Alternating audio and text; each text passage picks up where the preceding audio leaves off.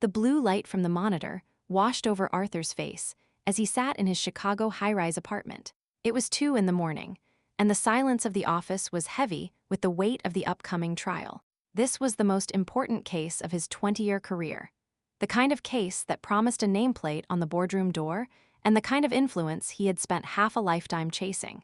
His desk was cluttered with legal pads, marked-up documents, and cold coffee cups, all serving as monuments to a life built on precision and professional distance. The telephone on the corner of his desk suddenly let out a jarring, discordant ring. Arthur frowned, his hand hovering over the receiver with the irritation of someone whose focus had been brittle to begin with. He picked it up, expecting a call from a junior associate or a late-night paralegal.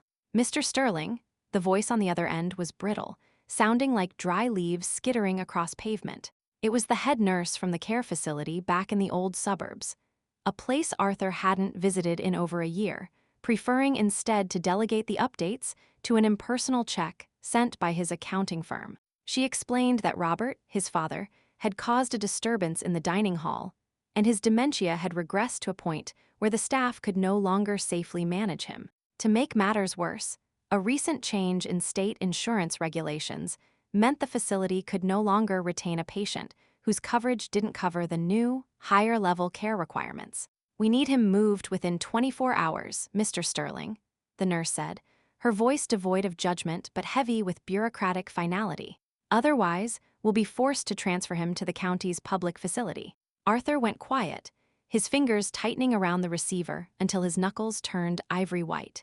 The trial started in 8 hours, a culmination of months of grueling, soul-consuming work. He looked at the mountain of case files, then at the clock, the red digits mocking him with their rhythmic, indifferent pulse. "I understand," Arthur said, his voice sounding flat and alien to his own ears. "I'll be there." The drive back to the suburbs was a slow descent into a past he had systematically dismantled. By the time he pulled into the gravel driveway of the care home, the sun was barely beginning to bleed over the horizon. The building was a low-slung brick structure that looked as weary as the people inside it. He found his father in the common room, sitting in a wingback chair that had seen better decades. Robert's hands, once capable of turning rough timber into fine furniture, were resting on his knees, moving in a subtle, phantom rhythm of planing and sanding. "Dad?" Arthur asked, standing a few feet away. Robert didn't turn, his eyes fixed on a point somewhere beyond the window, staring at the gray morning light. "The grain is all wrong," Robert muttered, his voice raspy and distant. "If you don't account for the tension in the wood, it's just going to warp anyway." Arthur swallowed hard, the familiar, stinging ache of his childhood resurfacing in his throat. "It's Arthur," he said, stepping closer, his voice dropping into a tone of quiet, measured calm. "I'm here." Robert finally turned, his gaze passing over Arthur's expensive suit and tailored features as if they were merely part of the architecture. There was no spark of recognition, no flash of the pride or disappointment that had once defined their dynamic. He looked at Arthur with the polite, empty indifference one might show a stranger asking for directions in a town they didn't know. Arthur felt a hollow sensation open up in his chest, a realization that the man he had spent his entire life trying to impress was no longer there to see the results. He had built an empire of influence, traveled across the world, and won cases that made headlines, all to justify his departure from this quiet, dusty life. Now, as he stood in the sterile room, it felt as though the foundation of his own identity had quietly crumbled. He looked at the small box of belongings on the table. A few sets of clothes, a worn pocket knife, and a photo of a woman Arthur barely remembered. This was the sum total of his father's existence, and in this moment, it felt like a mirror held up to Arthur's own life. He realized then that he wasn't just a successful lawyer coming to rescue a relative. He was a man who had spent 20 years running, only to end up exactly where he started. The morning light hit the linoleum floor of the facility with a harsh, clinical glare. Arthur spent the next few hours navigating a labyrinth of paperwork and administrative hurdles. He was armed with his checkbook and the aggressive, persuasive vocabulary of a high-stakes litigation attorney. He tried to negotiate, offered to fund a specialized wing, and even threatened a lawsuit over the sudden change in policy. But the facility director, a woman with tired eyes and a clipboard held like a shield, remained unmoved. "This isn't about the money, Mr. Sterling," she said, her voice dropping into a tone of weary finality. "It's about liability and the specific care requirements that our current staffing levels cannot accommodate. Your father needs constant monitoring, and our insurance policy is very clear on what we can and cannot handle." Arthur looked at the stack of forms he had just signed, the ink barely dry on his commitment to clear out the room by the end of the day. He realized then that for all his power in Chicago, his money meant nothing against the rigid, unfeeling machinery of the system. He walked out of the administrative office and into the parking lot, the midday sun feeling uncharacteristically heavy on his shoulders. As he moved toward his car, a sleek sedan pulled into the adjacent spot with a confidence that felt out of place in this quiet, struggling neighborhood. The driver's door opened, and David Miller stepped out, looking every bit the caricature of a small-town real estate mogul in a sharp, slightly too tight suit. He had gained weight, his face rounder than Arthur remembered, but the smirk that curled the corner of his lips was identical to the one he'd had in high school. "Arthur Sterling," David said, his voice booming with a performative sort of enthusiasm. "I heard a rumor that a fancy city lawyer was back in town, but I didn't believe it until I saw the Illinois plates." Arthur felt a muscle in his jaw tighten as he greeted his former friend. "Just taking care of some family business, David," he replied, keeping his tone carefully neutral. David leaned back against his car, arms crossed over his chest, his eyes scanning Arthur's attire with a critical, mocking gaze. "Family business," David repeated, his voice dropping into a faux sympathetic register. "I heard about Robert, sorry to hear that truly. It's a tough break, but at the same time, I suppose it's a good excuse to take a little sabbatical from the rat race." Arthur bristled at the implication, his instinct to defend his life in the city immediately kicking in. "I haven't taken a sabbatical, David," Arthur said, his voice firm. "I'm here for a few days to get him settled, and then I'm headed back to Chicago." David let out a sharp, cynical laugh, shaking his head. "Right, of course you are. Everyone I know who leaves this place for the big city eventually comes crawling back, usually with their tail between their legs after the pressure finally crushes them. It's not a failure to admit that the pace is too much, you know. You look like you haven't slept in a month, Artie." Arthur hated the nickname, and he hated how David used it to strip away the professional persona he had cultivated over 2 decades. "It's not pressure, David," Arthur said, trying to maintain his composure. "It's just life, and I'm quite happy with where I've landed." David walked a slow circle around Arthur, as if examining a piece of property he was considering for demolition. "Happy?" David asked, his voice dripping with irony. "You spend your life arguing over corporate contracts and billing hours, while the people you're supposed to care about are literally wasting away in a facility that doesn't want them.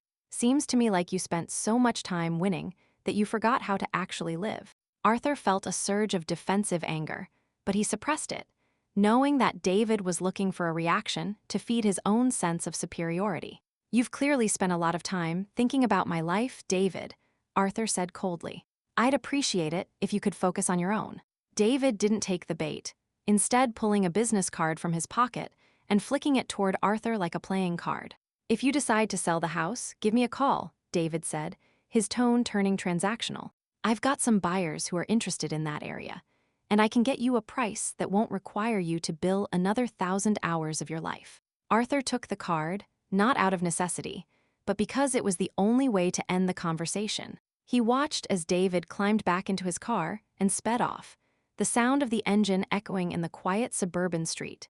Arthur stood alone for a long moment, the silence of the town pressing in on him from all sides. He looked at the business card in his hand, then at the gray, aging building where his father sat, still staring at the window. David's words, as irritating as they were, had hit a nerve that Arthur had spent years numbing. Was he truly running away, or was he running toward something that didn't actually exist? He turned toward the front door of the facility, his steps heavier than they had been when he arrived. He had come here thinking he was a man of solutions, but he was starting to realize that some problems couldn't be litigated away. The gap between his life in Chicago and the reality of his past was growing wider with every passing hour. He needed to find a way to bridge it, or risk losing himself entirely to the bitterness of the person he had become. The evening air in the small town was heavy, carrying the scent of damp earth and coming rain. Arthur sat in the kitchen of his childhood home, a space that felt both like a museum of his youth and a graveyard of his family's history. He had spent the afternoon trying to find a private assisted living facility that met his father's needs. But every phone call ended in the same polite, firm rejection. The list of waiting rooms was months long, and his father's condition required specialized, round-the-clock care that simply wasn't available in this corner of the state. A heavy knock on the door startled him from his thoughts. David Miller stood on the porch, holding a bottle of cheap whiskey and an expression that fell somewhere between smugness and genuine pity. "I thought you might need this," David said, moving past Arthur without waiting for an invitation to enter. He placed the bottle on the scarred wooden table, the same table where Arthur had done his homework 2 decades ago. "You've been here all day, and I can tell from the look on your face that the news isn't good." Arthur poured himself a small glass, the liquid burning as it went down, and leaned against the counter. "The private centers are full, David," Arthur admitted, his voice sounding tired. "And the state facility is a nightmare. I can't put him there." David pulled up a chair, sitting with the practiced ease of a man who owned the room. "Look, Artie, you have a flight back to Chicago on Friday for that big trial, right? If you miss that, your firm is going to start looking for your replacement before you even get your desk cleaned out." Arthur looked away, unable to mask the flicker of anxiety that crossed his face at the mention of the firm. "I've worked my entire life for this case," Arthur said, his voice dropping. "If I'm not there, the entire defense strategy falls apart, and the legacy of the firm will be damaged by the fallout. So you have a choice," David said, his voice turning sharp and pragmatic. "You can stay here, play the martyr, and watch your career go up in flames, or you can hire a local nurse to keep him comfortable for a few months while you go win your case. And then, once you've secured your position, you can move him to one of those fancy Chicago facilities you're always talking about."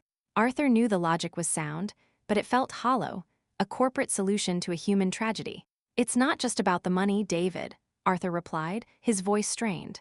"He doesn't know who I am, and every time I leave the room, the panic starts all over again. He's terrified, and I'm the only person who can keep him grounded, even if he doesn't know my name." David leaned forward, his face hardening in the dim light. "You're being naive, Arthur. If you stay here, you're just going to end up like the rest of us, stuck in a town that stopped moving 20 years ago. You've got 48 hours before that flight, and if you aren't on it, you're telling the world that you're done." "I'm not trying to be a martyr," Arthur said, the frustration finally bubbling over. "I'm just trying to figure out what I'm supposed to be doing when I'm not winning cases." David stood up, walking toward the door with a final, pointed look at Arthur. "Figure it out fast, because the world in Chicago isn't going to wait for you to find yourself. I'll see you at the office on Monday, or I'll see you at the local bar, drowning your sorrows with the rest of the failures." The door clicked shut, leaving Arthur in the silence of the house once more. He walked into the living room, where the only light came from a street lamp filtering through the dusty curtains. His father was asleep on the sofa, his breathing labored and uneven. Arthur looked at his father's hands, the same hands that had built this house, and then at his own, hands that had spent years writing legal briefs and holding pens. The pressure of the trial in Chicago felt like a physical weight on his chest, but the sight of his father in this state felt like an even greater burden, a moral debt he had been avoiding for years. He had 48 hours to decide whether to walk back into the life he had built, or to stay and confront the wreckage he had left behind. The choice felt impossible, a crossroad where every direction seemed to lead to a different kind of loss. He sat down in the corner, the quiet of the house pressing against his skin like an old, familiar garment. He wasn't sure if he was fighting for his father, or for the part of himself that he had traded away for a corner office in Chicago. The ticking of the kitchen clock was the only sound in the house, counting down the seconds of a life that was quickly unraveling. The house felt smaller in the middle of the night, the silence thick with the dust of decades. Arthur had been sitting by his father's bedside, listening to the labored rhythm of Robert's breathing, when the old man shifted and let out a quiet, unintelligible murmur. It was a restless night, and Arthur couldn't bring himself to return to his own guest room. He wandered toward the back of the house, to the detached workshop that had been shuttered since his father's health began to decline. He hadn't stepped foot in here for years, fearing the ghosts of his own failure. He pushed the heavy door open, the hinges screaming in protest. The air inside was stale, smelling of dried cedar, sawdust, and the sharp, metallic tang of old tools. Arthur clicked on his flashlight, the beam cutting through the darkness and illuminating the workbench where Robert had spent his life. It was a tomb of industry, with chisels, planes, and hammers neatly arranged, a testament to a man who lived through his hands. As Arthur swept the light across the shelves, he spotted a small wooden crate tucked behind a stack of weathered lumber. He pulled it out, clearing away the cobwebs that hung like curtains. The wood was rough, but the craftsmanship was unmistakable, the work of a master who had been too tired to finish the fine sanding. He pried the lid open, and his breath hitched in his throat. Inside were dozens of small, hand-carved wooden animals. Horses with articulated legs, birds with delicate wings, and a miniature replica of the very house he was standing in. They were beautiful, detailed, and clearly meant for a child. Arthur picked up a wooden horse, tracing the smooth curve of its back, and felt a sudden, sharp ache in his chest. He remembered asking for a toy like this when he was 7 years old, a request that Robert had dismissed with a grunt and a lecture about the value of hard work over play.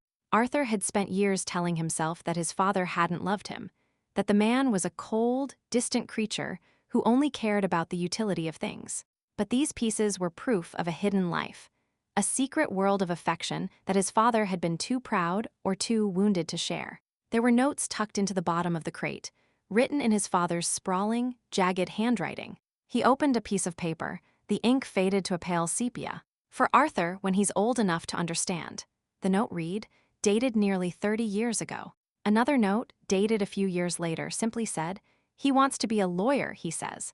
"I hope he finds a piece of wood as strong as his will." The realization hit Arthur with the force of a physical blow, leaving him leaning against the workbench to keep from falling. The distance he had perceived between them, the coldness, the silent dinners, the strict rules, wasn't a lack of love but a lack of language. His father had spent his entire life building these things, keeping them hidden because he felt his own life was too small, too rough, to offer anything of value to a son who was destined for the city. Robert had sacrificed his own expression, his own ability to be vulnerable, all to ensure that Arthur had the tools to build something better. The resentment Arthur had nurtured for 20 years suddenly seemed like a vanity project of his own making. He looked around the workshop, seeing the worn-out tools and the unfinished projects not as signs of a stagnant life, but as an altar of sacrifice. His father had never been distant. He had been protecting Arthur from his own perceived inadequacies. Tears burned in Arthur's eyes, hot and insistent, as he held the wooden horse tight in his palm. He had spent his whole life trying to win a case to prove his worth, never realizing that his worth had been carved into these small, ignored objects long before he ever left home. The misunderstanding of a lifetime crumbled in the dark, silent workshop. He finally understood that he hadn't been running away from a heartless man. He had been running away from his own inability to see the man standing right in front of him. Arthur carefully placed the wooden horse back in the crate, a newfound reverence in his movements. He turned off the flashlight and stood in the dark, letting the weight of the revelation settle into his bones. The trial in Chicago, the prestige, the career, the cold, calculated ambition, they all felt like shadows now, fading in the face of this quiet, undeniable truth. He walked back to the house, his steps lighter, his heart heavy with a grief that felt entirely different from the one he had brought with him. He had found the missing piece of his own history, and it had cost him the comfortable lie he had told himself for 2 decades. He knew now what he had to do. The morning of the trial dawned with a cold, unforgiving clarity. Arthur stood in the kitchen, the phone in his hand, feeling heavier than the years of ambition he had carried since leaving home. He dialed the senior partner's private number, his voice steady as he delivered the news that would shatter his professional reputation overnight. He offered no excuses, no justifications, simply a resignation effective immediately, cutting the cord that had anchored him to his past successes. When he finally hung up, the silence of the house felt less like a vacuum and more like an exhale. David Miller showed up at the house an hour later, his expression one of incredulous amusement as he caught Arthur hauling old boxes out of the workshop. "I heard you didn't catch the train, Artie," David said, his voice laced with the kind of condescension that only an old rival could muster. "Please tell me you're not planning to stay here, rotting away in this dust bowl." Arthur stopped, wiping the sweat from his forehead with a sleeve that was already stained with sawdust. "I'm not rotting, David," Arthur said, his tone devoid of the defensive edge he once held. I'm moving my father into the workshop, and I'm buying the property, just like we discussed. David blinked, the smirk vanishing from his face as he realized Arthur wasn't joking. You're throwing away a partnership at a premier firm for a pile of scrap wood, and a man who doesn't even know your name. You're going to be the laughingstock of the law community. Everyone is going to say you had a nervous breakdown. Arthur picked up a heavy wooden plank, his movements deliberate and calm. They can say whatever they want, David, Arthur replied, not looking up. It's funny, I spent 20 years worrying about what people would say if I didn't reach the top, but none of those people have ever mattered to me. David shook his head, his face twisting in genuine disgust. You're a coward, Arthur, hiding from the world because you couldn't take the heat of a real fight. You're not a success story, you're just a failure who found a way to call it a choice. Arthur looked at David, really looked at him, and for the first time, he saw a man who was just as lonely as the one he used to be. If this is failure, David, then I've finally found something I'm good at, Arthur said, turning his back on his former friend.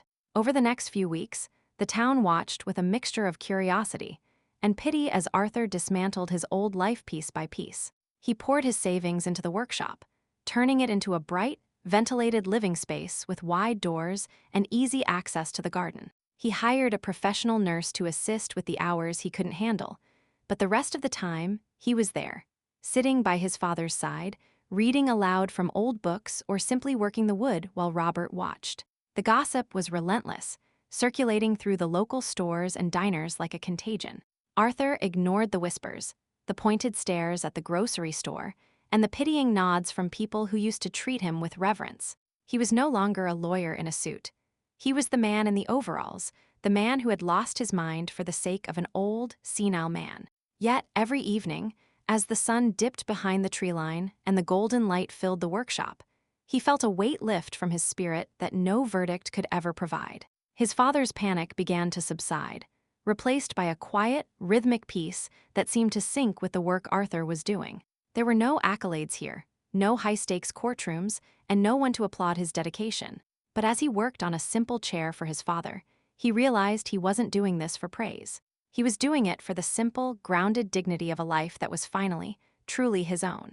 The social cost of his choice was high, but the internal price of continuing his old life had been higher. He had traded his status for his soul, and for the first time in 20 years, he wasn't looking over his shoulder for the next big win. He was just here, in the present, with the man who had given him everything, finally learning how to give something back. The seasons had turned, the sharp bite of winter giving way to the soft, golden warmth of an early spring. The workshop had transformed from a dusty relic of the past into a space of quiet, steady rhythm. Arthur had learned to embrace the slow pace, the smell of fresh cedar, and the sound of birds outside the wide barn doors replacing the constant, frantic pinging of emails and the roar of Chicago traffic. He sat on the chair he had built, a simple, sturdy piece of oak designed for long hours of contemplation. It had become his favorite spot, a place where he could watch his father rest in the afternoon light. Robert was sitting in his wheelchair, wrapped in a heavy wool blanket, his eyes fixed on the garden that Arthur had meticulously restored. The house was silent, save for the gentle ticking of a mantel clock and the wind rustling the new leaves on the oak trees. Suddenly, Robert shifted. The restless, vacant agitation that usually clouded his features seemed to dissipate, replaced by a clarity that Arthur hadn't seen in years. Robert turned his head, his eyes locking onto Arthur's with a sudden, piercing focus. "Arthur," he whispered, the name coming out clearly without the usual tremor of confusion. Arthur felt his breath catch, a sudden swell of emotion tightening his chest so hard it was almost painful. "I'm here, Dad," Arthur replied, his voice barely above a whisper, leaning forward to take his father's frail hand. Robert's fingers tightened around his, a grip that was surprisingly strong, tethered to a moment of perfect lucidity. I remember," Robert said, his gaze drifting to the wooden animals still lined up on the workbench, the ones Arthur had found months ago. "You stayed." It was a simple statement, yet it held the weight of 1,000 apologies Arthur had never thought he'd hear. "I did," Arthur said, fighting back the sting of tears. "I'm not going anywhere." Robert squeezed his hand once more, a faint, tired smile touching his lips, before his eyes grew heavy and the fog of his illness began to drift back in, claiming his mind once more. The moment was fleeting, A small, fragile spark of connection in the vast dark of his father's condition, but it was enough. Arthur leaned back, letting out a long, shuddering breath as he settled into the empty chair. He thought of the high-rise office in Chicago, the accolades, the bitter battles of the courtroom, and the relentless hunger for a status that now felt like a costume he had finally outgrown. He looked at the workshop, the simple tools, the unfinished wood, and the man resting peacefully beside him. He had been told by the world that this was the path of a failure, that he had wasted his potential on a lost cause. But as the sun poured through the workshop windows, bathing the room in a soft, amber glow, Arthur knew the truth. He wasn't a failure. He was finally a son, finally a man who understood the value of time and the quiet honor of staying true to his own humanity. He didn't need the recognition of the partners at his old firm, the approval of David Miller, or the validation of a social circle that had only ever cared for what he could provide. The empty chair wasn't a symbol of what he had lost. It was a symbol of the space he had finally filled with something that actually mattered. He closed his eyes, listening to the steady, calm breathing of his father, and for the first time in his life, Arthur Sterling felt completely, irrevocably whole. He had traded his future for a memory, and in return, he had found the only peace he had ever truly needed. The world outside kept spinning, but in this room, under the watchful eye of the past, everything was finally at rest.